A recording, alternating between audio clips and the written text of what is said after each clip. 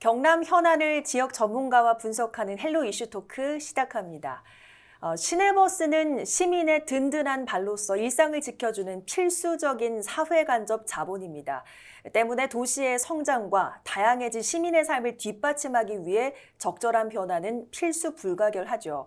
하지만 18년 만에 창원시가 개편한 시내버스 노선은 시민들의 환대를 받지 못하는 모양새입니다. 그 이유와 창원시의 대응, 또 현재 진행 상황까지 함께 분석해 보겠습니다.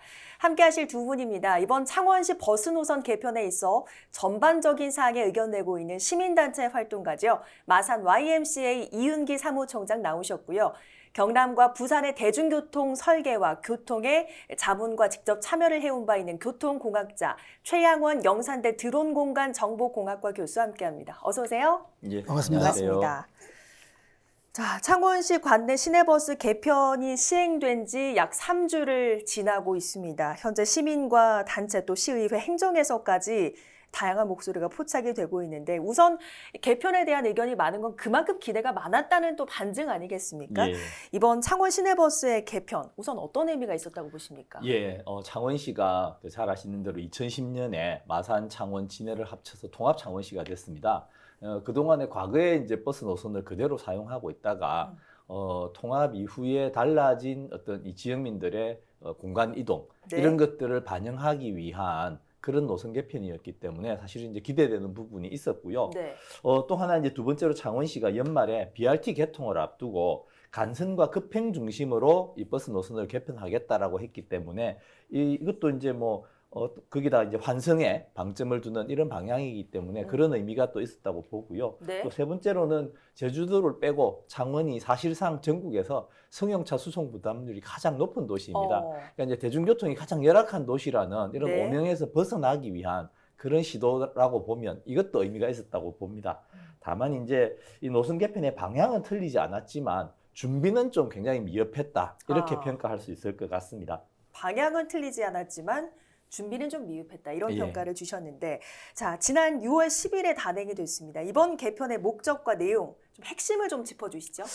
그렇습니다. 시내버스 개편은 굉장히 중요한 문제거든요. 특히 인근의 부산시나 김해시의 사례 보면 시내버스 개편 후에 항상 후유증이 남게 됩니다. 왜냐하면 받는 자와 또 잃는 자의 그런 개념이 상설되거든요. 네. 특히 이제 창원시의 시내버스 개편은 지금 있는 시내버스, 향후에 있을 SBRT 그리고 도시철도 트램에 연계하는 대중교통 체계의 혁신적인 그런 계기가 된다 이렇게 볼 수 있습니다. 네. 이번에 이제 버스 노선 개편의 핵심을 크게 5가지로 이렇게 볼 수 있으면요. 특히나 이제 외곽 지역의 급행버스 운행으로 외곽에서 도심으로 이동성이 높아졌다. 네. 그리고 주요 간선과 지선 노선의 효율적인 정대로서 신속성이 굉장히 정대했다. 배차 간격이 좀 짧아졌다 이렇게 볼 수 있습니다. 네. 그리고 향후에 원의대로 SBRT 구간 연계성 강화를 하고 무료 환승 확대를 현재 1에서 2회까지 확대하는 환승 편의를 정대할 수 있었다 이렇게 네. 볼 수 있고요.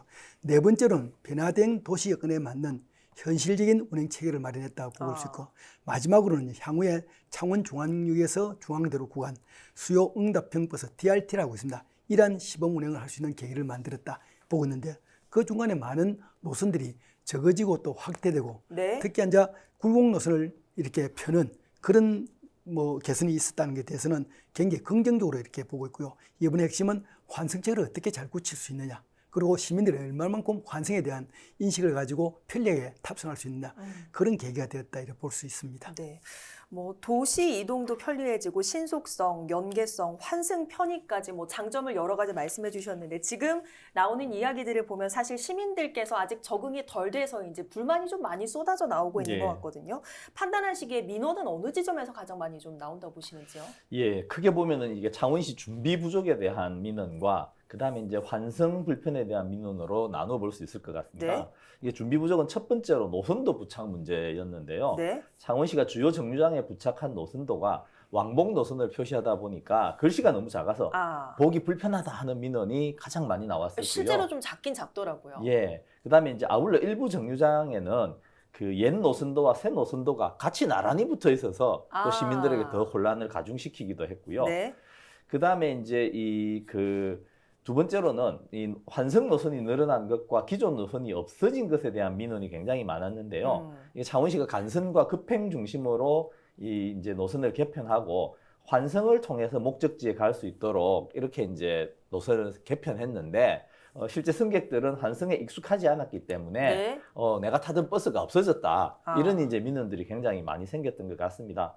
그다음에 이제 세 번째는 결과적으로 주민 의견을 충분히 듣지 않고 노선을 일방적으로 개편했다 하는 이런 아. 불만의 목소리가 굉장히 많았는데요. 네. 이 창원시가 노선 개편을 앞두고 5개 구청을 순회하면서 이 공청회를 개최했는데요. 사실 더 많은 주민들에게 설명하고 주민 의견을 듣도록 하려면은 이 공청회 횟수가 훨씬 좀 더 많았어야 한다. 읍면동 단위로 좀 했었으면 어땠을까 하는 그런 아쉬움이 많이 남습니다.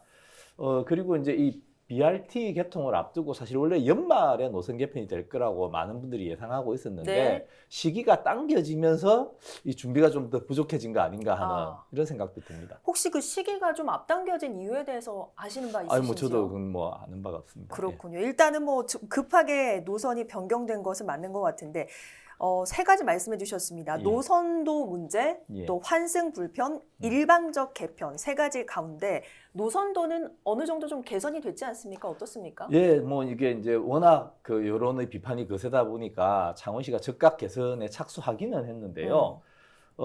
이게 이제 일부 그 뭡니까 이 승객이 많은 정류장들은 네. 큰 글씨 노선도로 바뀌었습니다. 예, 근데 이제 여전히 바뀌지 않은 곳이 굉장히 많은데요. 특히 이제 이 버스 승강장에 이 벽으로 칸막이가 되어 있는 승강장들은 네. 빨리 바뀌고 있습니다. 근데 이제 지주식 승강장이라고 해서 네. 그냥 이렇게 기둥만 하나 서 있는 곳들은 네. 여전히 옛날 노선도가 붙어 있고요. 노선도를 바꾸겠습니다 하는 안내문만 붙어 있거든요. 근데 이게 제가 창원시에 물어보니까 네. 3개월이 지나야 이 새 노선도 부착이 완료된다고 하더라고요. 노선도 부착하는 데만 3개월이 걸립니까? 그러니까요. 그러니까 이게 적어도 노선 개편 시점에 맞춰서 뭐 네. 야간 작업을 하더라도 이 정도는 다 하고 이게 시작했어야 하는데 이런 점에서 보면은 노선도는 준비가 굉장히 부족한 대표적인 사례다. 이렇게 말씀드릴 수 있을 것 같고요. 예, 굉장히 아쉬운 부분이라고 생각합니다. 그러니까요. 시민의 발이 돼주는 대중교통 노선도인데 이 부착만 3개월이 걸린다 하는 것, 이 부분에 대해서는 많은 비판을 좀 받을 만하다 이런 생각이 드는데 교수님께서는 뭐 민원 내용과 창원시 대응에 대해서 어떻게 좀 생각하시는지 궁금하거든요. 그렇습니다. 이런 그 사례들이 다른 대중교통 개편에도 늘 발생하는 일인가요? 어떻습니까? 그렇습니다. 창원시는 그래도 버스 수단만 운행되고 있기 때문에 그나마 낫다고 보고 있고요. 부산의 사례는 도시철도 그리고 BRT 네. 버스의 일반 버스, 마을버스, 급행버스가 아주 혼재되어 있기 때문에 이런 환승책에 대한 노선도 이런 거에 대한 것은 여기보다는 훨씬 복잡하지요. 그럴 그래서 수도 있겠네요. 그에 비해서는 조금 창원시는 낫는데요. 다만 향후에 SBRT가 같이 운행됐을 때 그때 노선도 또 변경해야 될지도 모른다는 겁니다. 네. 특히 이제 부산에 가보시면 부산은 버스 정보 시스템이라 해서 버스 정류장에 있으면 BRT가 쓰는 곳에 모든 시간 측정이 다 되고 있거든요. 내가 기다리는 버스가 네. 어느 지점에 와 있고 언제 정도 되는 걸 알 수 있습니다. 이러한 정보 시스템에 대한 시스템도 좀 바꿀 필요가 있다고 보고 있고요. 특히 이제 노년층이 휴대폰에 스마트 기기를 사용하는 데 좀 익숙하지 못하거든요. 그렇죠. 이런 게 대한 좀 가독성이 떨어진다는 그런 지적도 좀 있고요. 특히 이제 노선도 작다고 글씨가 작다고 했는데 이 글씨는 보기에 따라 다르지만은 최소 약한 사람을 위주로 이렇게 네. 형성돼야 되는데 이렇게 못 되었습니다. 또 더욱이 이제 창원시에 조금 변명에 좀 불쾌한 것은 네. 노선도 부착이 늦은 이유는 인쇄소 인쇄가 늦게 났다. 이런 것이 또 나와 있습니다. 이거는 정말 행정 조치 중에서 아주 무책임한 그런 행정 조치거든요. 뭐 이런 것 쓰던 시장님이나 뭐 또 부시장께서도 즉시 고치겠다고 이야기했지만 이런 것을 하기 위해서는 충분한 시간을 가지고 고치는 것이 행정 조치가 아니겠나. 뭐 이런 것들은 자그마한 일인데도 불구하고 시민들이 크게 느끼는 그런 별로 부정적인 그런 그 불이익이다 이렇게 볼 수 있습니다. 다만 전체 정류소가 총 2,187개나 되는 곳에 네. 모든 것을 이렇게 바꾸기는 그렇게 쉽지 않습니다. 다만 이런 문제들을 가지고 저희들이 민원이 생기면 적극적으로 창원시에 버스 전문부서에서 좀 네.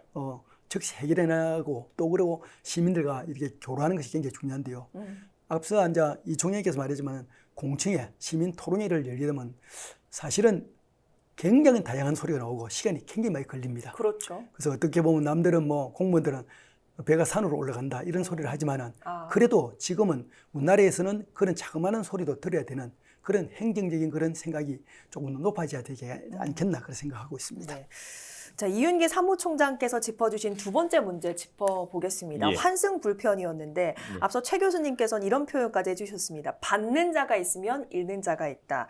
그 노선 통폐합에 대한 불편도 계속 제기되고 있는데 사무총장께서는 일부 노선 통폐합의 이 시민들의 불편 제기에 대해서 어떻게 보십니까? 일단 이 버스 노선이 개편되면 민원은 뭐 반드시 있을 수밖에 없다. 예, 이렇게 이제 말씀드리고 싶고요. 그 민원 중에서 시민의 요구를 수용해야 하는 경우도 있고, 네. 그 다음에 시민을 설득해야 하는 부분도 있다고 생각합니다. 우선 이제 창원시가 환승 중심의 노선 개편을 했기 때문에 이 시민들을 적극적으로 설득하고 이 환승을 편리하게 만들었다라고 하는 것을 잘 알렸어야 한다고 보거든요. 네. 예, 창원시가 단기적으로는 뭐 SBRT와 BRT 중심으로 환승 체계를 준비하고 있고, 그 다음에 또 장기적으로는 트램을 도입해서 이 뭡니까 환승 체계를 강화시키는 것으로 이렇게 이제 준비를 하고 있거든요. 네. 근데 이번에 이제 뭐 모 고등학교에서 버스 노선을 학교 근처로 우회하도록 고쳐달라 하는 이런 요구가 이제 언론에 크게 보도되고 했는데요.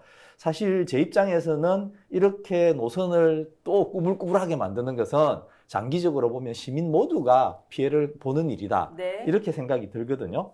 그래서 뭐 어떤 곳에 아예 이제 버스 노선이 없어졌다. 이런 곳은 창원시가 고쳐야 되겠지만 네. 환승을 통해서 내 목적지에 갈 수 있는 곳이면은 창원시가 시민을 설득하는 노력을 오히려 더 해야 된다. 이게 민원을 다 받아 안다 보면은 네. 이 버스 노선 개편의 취지가 완전히 사라져 버리는 이런 문제가 오히려 생길 수 있기 때문에 저는 오히려 이 민원을 다 받아 안다가 창원시 노선이 더 엉망이 될까 봐 걱정되는 부분도 현재는 있습니다. 네. 교수님께도 여쭤보겠습니다. 18년 만에 버스 노선 개편과 통폐합 결정인데 이런 시행에서 오는 민원에 대해서 창원시의 대응 앞으로 어때야 한다고 보십니까? 뭐 우선 이제 버스 노선 개편에 대해서 창원시의 담당 부서 그리고 창원시의 또 뭐 여러 책임자들 고생을 많이 했을 겁니다.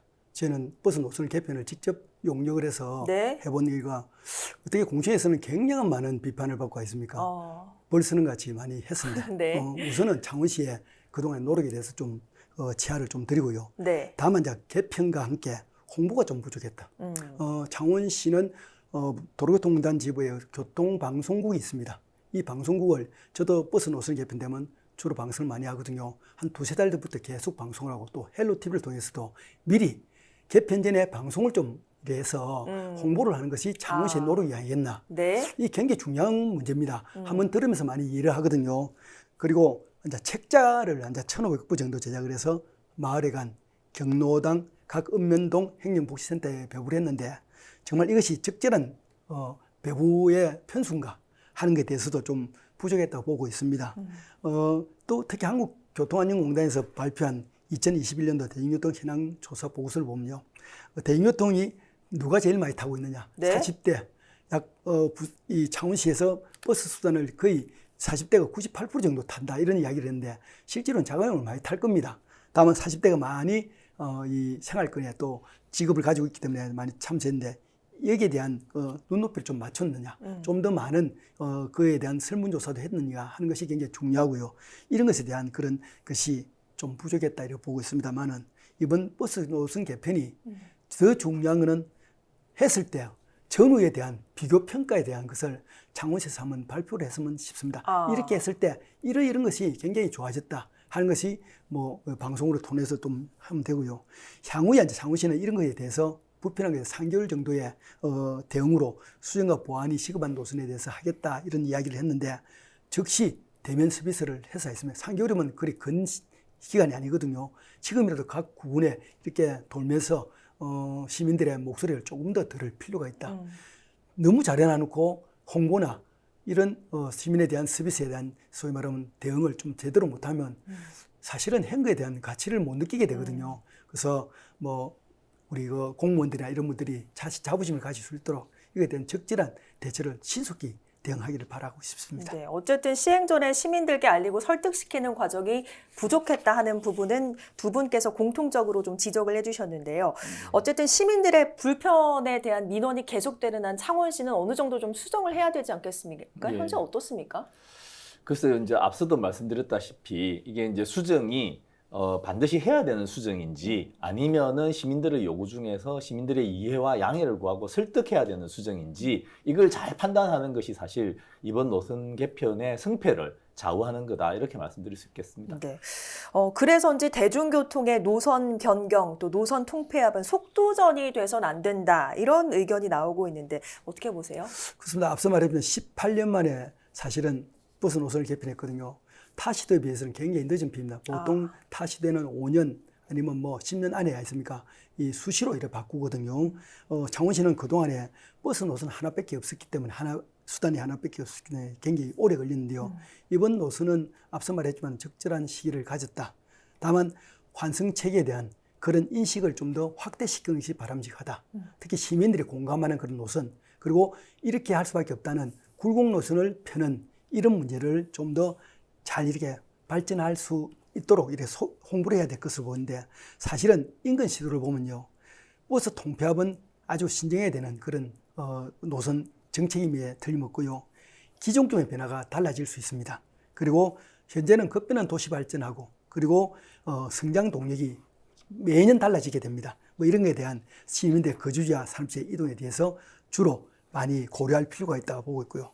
다만 이번 이런 것들에 대한 바뀐 것에 대한 시뮬레이션을 다시금 전문가와 그리고 네. 창원시에서는 검토를 할 필요가 있다고 보고 있습니다. 어떤 부분이 좀 더 불안전하냐, 어떤 부분이 또 시민들의 민원이 많은가에 대해서는 시뮬레이션을 통해서 네. 점검할 수 있기 때문에 이거에 대한 검토가 좀 있어야 될 것으로 보고 있습니다. 앞으로 뭐 다양한 검토를 통해서 재개편에 대한 윤곽이 좀 드러나게 되면 시민과 시민단체 또 시의회는 다시 한번 현장 검토를 하게 되겠죠. 시민단체 활동가로서 어느 점에 좀 집중을 해서 이 재개편 움직임 관찰할 계획이신지요? 예, 그 환승 중심으로 개편을 했는데 사실 어디서 환승해야 되는지에 대한 안내가 지금 굉장히 부족합니다. 그러니까 이 부분이 얼마나 잘 보완되는지, 그러니까 시민들에게 뭐 스마트폰을 가진 젊은 분들은 폰으로 검색하시게 될 거고요. 나이 드신 분들에게는 거점 정류장이 어디다, 네. 어디서 갈아탈 수 있다, 이 안내가 얼마나 잘 준비되고 있는지를 지켜봐야 할 것 같고요. 저는 부산의 지하철 수준으로 버스 안내 방송이 바뀌어야 된다고 생각합니다. BRT 도입에 맞춰서. 네. 다음 어느 정류장에서 북면 방향으로 가는 버스를 환승해서 타십시오. 이런 안내가 나와줘야지 이게 버스 수준이 개선되는 거다. 이렇게 네. 말씀드릴 수 있겠고요. 그 다음에 이제 지금 막 여론의 질타를 받다가 창원시가 민원에 너무 휘둘리면 안 된다. 특히 이제 뭐 시의원이나 이런 분들이 자기 지역구 중심으로 노선을 막 고치다 보면은 네. 이게 노선이 엉망이 될 수 있기 때문에 오히려 이제 이런 부분들을 시민단체 입장에서는 관심을 가지고 지켜봐야 되겠다 하는 생각을 하고 있습니다. 균형에 잘 맞도록 재개편이 이루어지도록 관찰하겠다 이런 말씀 주셨습니다. 도내 지자체 역시 버스 노선 개편에 있어 창원시의 사례 앞으로 좀 잘 들여다볼 필요가 있겠습니다. 특히 얼마 전 김해시에서도 노선 개편으로 몸살을 앓았지 않습니까? 네. 현재는 또 개편이 연기된 상황이라고 알려지고 있는데 지자체에 앞으로 어떤 자세가 요구될까요? 그래서 지자체에서는 시민의 발을 어떻게 하면 편리하고 또 효율적으로 이렇게 대응할 수 있겠는가 하는 것을 검토할 필요가 있고요. 창원시의 이번 버스 노선은 또 노선 개편은 사실은 굉장히 필요한 시기에 적절히 했다고 보고 있고, 조금 더 전문가들에 대한 참여 그리고 시민들에 대한 이 소위 말 민원 이런 것들에 대한 먼저 사전에 조치를 좀 해야 될 것으로 봤는데 그런데 조금 놓쳤다고 보고 있습니다. 다만 버스 노선을 아무리 잘해도 잘했다는 소리를 들은 시도는 이때까지 한 번도 없습니다. 그런가요? 질타를 강하고요. 특히 이제 시의회나 우리 이총재 모셨지만은 시민단체에서 이런 걸 짚어나갑니다. 사실은 굉장히 필요한 수순이거든요. 네. 이런 단계를 거쳐야만 시민이 마지막에 이건 정말로 우리 도시에 필요한 그런 환승체계 그리고 버스 노선 개편이었다 이렇게 인식을 할 수 있는데, 이거에 대한 창원시의 노력도 굉장히 많이 했지만은 조금 더 좀 더 세밀하게 좀 네. 더 접근하면 좋지 않겠나 그래 보고 있습니다. 네, 앞으로의 재개편 방향도 우리 시민들께서 함께 지켜봐야 될 것 같습니다. 오늘 두 분 말씀 고맙습니다. 그렇습니다. 네, 지금 이 시각에도 창원시는 시내버스 노선 개편 이후 발생하는 시민들의 민원을 수렴하면서 대책과 실행에 애쓰고 있는 걸로 압니다. 하지만 행정의 속도는 시민의 일상 시계보다는 늦을 수밖에 없는데요. 창원시와 시민들이 서로의 입장을 이해하는 배려의 시간 속에서 하루빨리 새로운 노선이 무탈하게 자리 잡길 바라봅니다. 오늘 헬로 이슈토크는 여기서 마칩니다. 함께해 주신 여러분 고맙습니다.